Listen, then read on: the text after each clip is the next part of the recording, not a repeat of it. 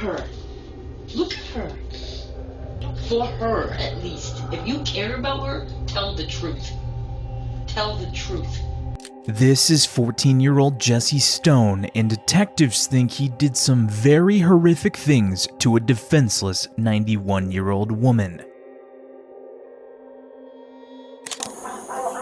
He was trying to rape me. Okay. The guy sounded Hispanic and he was telling her to be still and penetrated her with his fingers. She's beat up really bad. Everything is on her bed. Blood everywhere on her bed. How long ago was this? Like 30 minutes ago? 5 minutes ago. 5 minutes. 10 minutes ago. It was a highly disturbing crime scene, and multiple people immediately struck the officers as suspects, including the 91-year-old's very suspicious neighbors. In the area, and as soon as the deputies pulled up, he ran inside and shut his lights off, but he left his car doors open and all that. So what if it is the neighbor? You know what I mean? left his door open and everything. Exactly, that's why it's just, that's... Excuse me, sir. You can't be over here right now. I'm our neighbor. Where? Which neighbor? Right over there. But of all these people, the detectives were solely focused on a 14-year-old Hispanic boy, and that's because of the very shocking details that they would find about him on the crime scene. Okay, is there any reason at all that your DNA would be on her clothes? Let me be a little bit more specific. Your DNA was on her underwear. What? It's impossible for my DNA to be on her underwear. Because, like I said, we know what happened because we have your DNA at the crime scene. At around 11:40 p.m. on June 9th, 2024, officers were called to a rural neighborhood in Reddick, Florida to meet a bloodied 91-year-old woman with a very shocking report. At which point he jumped on you and started hitting you? Uh-huh. Okay. Is that all he did? Yeah.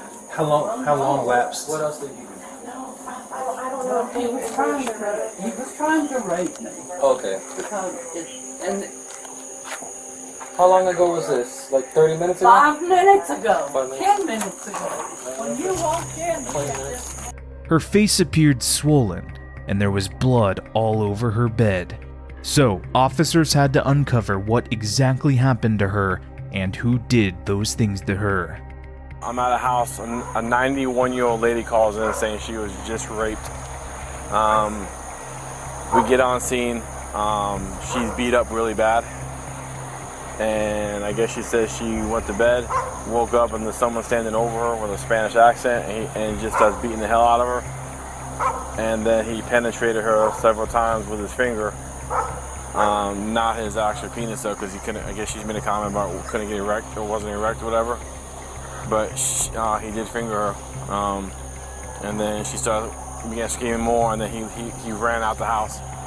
I'm on scene now with the deputies. I got K9 and L1 coming, but she's probably gonna be getting transported to the hospital because she got wailed on pretty good. That's fine. There's no anywhere, like when you walk around the house, no evidence of like her falling or anything, so everything she's saying is adding up. Everything is on her bed. Blood everywhere on her bed. With all that happened, the officers were shocked the woman was still alive and wanted to keep her that way.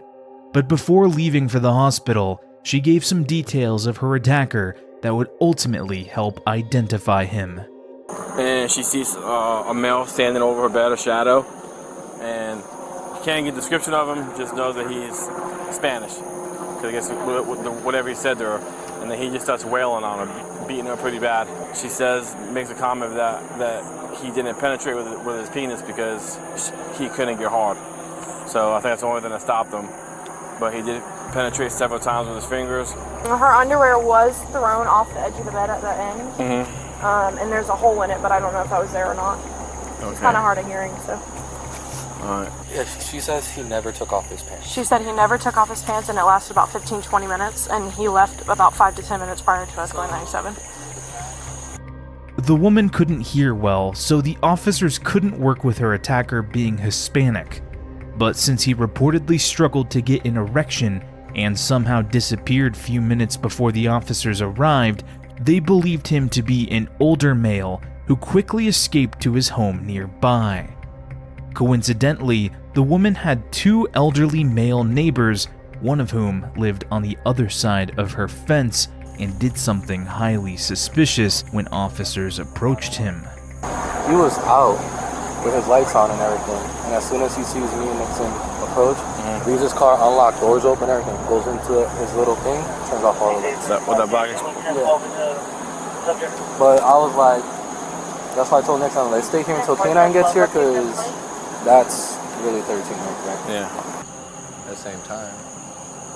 Left his door open and everything. Exactly, that's why that's suspicious as hell. The man ran into his home and turned off the lights, but left his car door open, which was very odd behavior and different from how a female neighbor claimed he usually acted. Ma'am, quick question. Are you familiar with the gentleman that lives here? Yes. Okay. I don't know what their name is, but we good. Everybody over in, they don't bother nobody. They just check on them. Okay. Is he a white male, black male?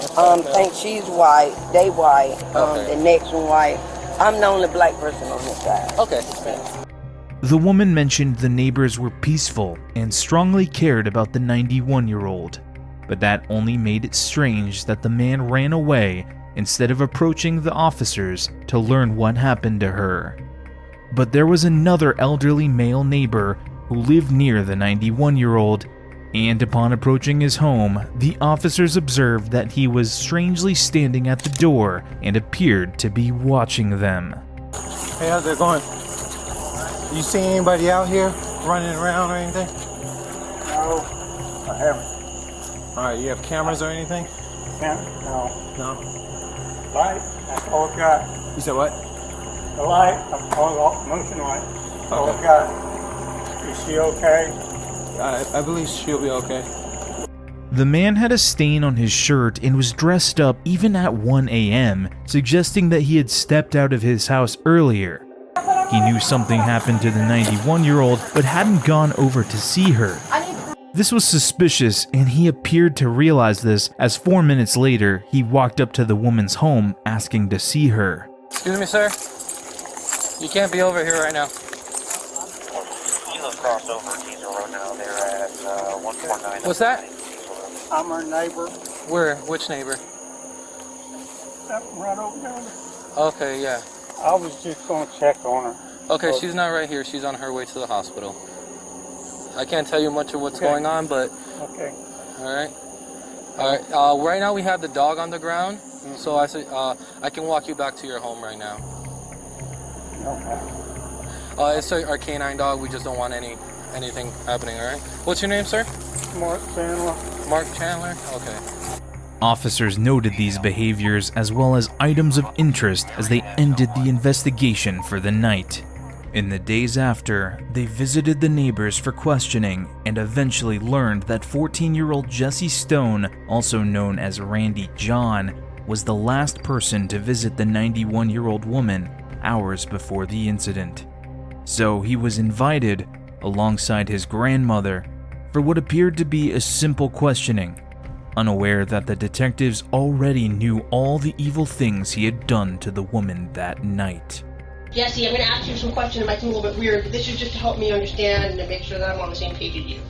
So, do you understand the difference between a truth and a lie? Yes. Okay, so tell me what the truth means to you. The truth is what actually happened. Okay. And what's a lie mean? Something that's made up or not true. Okay. The detectives wanted to ensure he could differentiate between true and false statements, even as a minor, to avoid future claims that he didn't know what his words meant. They also read him his rights, which was very important because his answers to the next questions were crucial to uncovering his evil actions that night. My understanding when we spoke the first time, and correct me if I got this wrong, that you, when you were younger, you used to go over and talk with her quite a bit. I'd go over, talk, help her. So she's never asked for your help to do those types of like household chores, so like laundry or whatever. Okay. No, I've helped with the laundry machine, but not to do laundry. Not like you've never done her laundry for her or bed sheets or anything like that. No. You've never like taken a nap or slept in any of her bedrooms or anything like that. No. Okay. Do you remember if you've ever been in any of those bedrooms? No. No. No. I've never been in any room other than the living room, kitchen, the bathroom. Okay. With this statement, Jesse unknowingly walked into a trap. You see, before this interrogation, the detective noticed Jesse at a distance from the crime scene on the night of the incident and even approached him. Do you remember that night? So when I showed you that video of you walking, so that would have been late Saturday night. Yes. Do you remember everything that you did that night? Yeah, I couldn't go to sleep, so I got up and I headed down the road to watch the cars that are coming from the concert. I've watched them, the cars looking for modified vehicles for a while, and then I went walking across the street for, I'm guessing, an hour before I came back to my house. The 14-year-old out at the time was highly unusual, but that was the least unusual thing. That night, the female detective noticed a red stain on Jesse's clothes, and she took a swab for forensic analysis, which would later uncover a shocking detail that would begin the 14-year-old's downfall. Well, Randy Dunn, I think you probably know that I wouldn't ask that question unless I had a reason to. Okay. So, I'm just going to be honest with you because, I feel like you've been mostly honest with me. And I know your mom's been honest with me. Is it okay if I call you his mom? Yeah. Guardian? Okay. I don't mean to. It's okay, yeah. But when I came over to you on, Yeah. I think that was Sunday, and I was asking you about your clothes and the video and such, and I explained that I wanted to get your DNA because I knew that you had been over there before because you mentioned, like you told us today, that you had talked with her. So I knew that at the very least, there would be evidence of you being in the porch. Yeah. Right? So I went and met with your mom, and you guys signed a consent form, and we got your DNA. Uh-huh. Okay. So we sent your DNA and the sex kit up to the Florida Department of Law Enforcement, who does testing and stuff for stuff like that. Okay. Okay, is there any reason at all that your DNA would be on her clothes? Yeah, we when I said goodbye to her, we hugged, like a slight hug. Okay. That's. Let me be a little bit more specific. Your DNA was on her underwear. What? And so I want you to really use this time here to be honest with me about what happened that night, because I think that we know what happened, and I think that your mom knows what happened because she also wrote down a list of times that you went in and out of the house that night, to include the time that the call came in.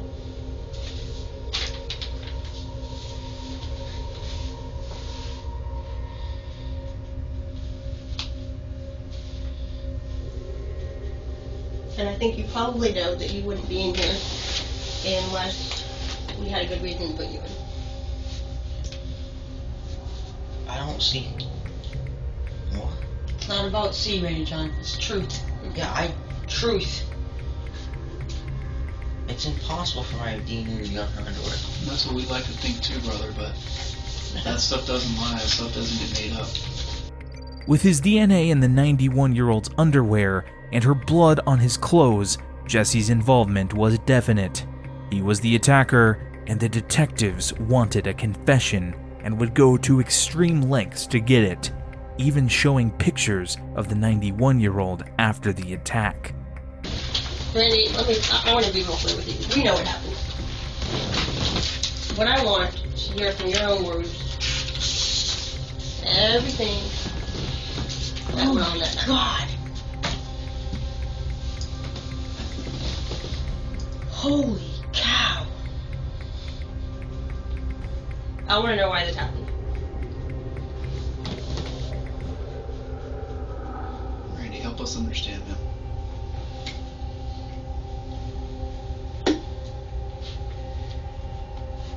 I know what happened. And it's only going to help you for you to be honest with me about what happened. Because like I said, we know what happened because we have your DNA at the crime scene.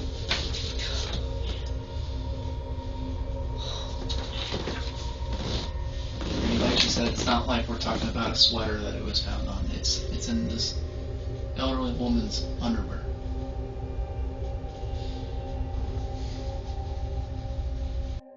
Jesse's options were to claim innocence and hold on to his grandmother's trust, or confess guilt and be despised by everyone. But by now, everyone wanted the truth, and his mother was no different, as even she knew that Jesse was not a saint. She deserves the truth to be told, and you know it. Personally, I can't believe that this is a horrible thing with you, John. That's a horrible thing. I don't even have the ability to do that. Well, it's hard for me to believe too. It's really hard for me to believe too that you would do a thing like this. I didn't. But how many times have you been caught in lies? I know. And this is the whole reason why you're on restriction. It's because you're not telling the truth about things.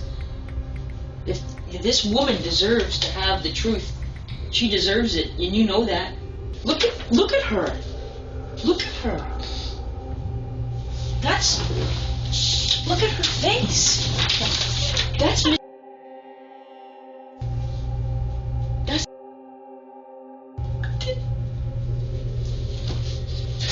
don't wonder. What the hell are you doing outside at that time of night? It doesn't make any sense. Do you understand?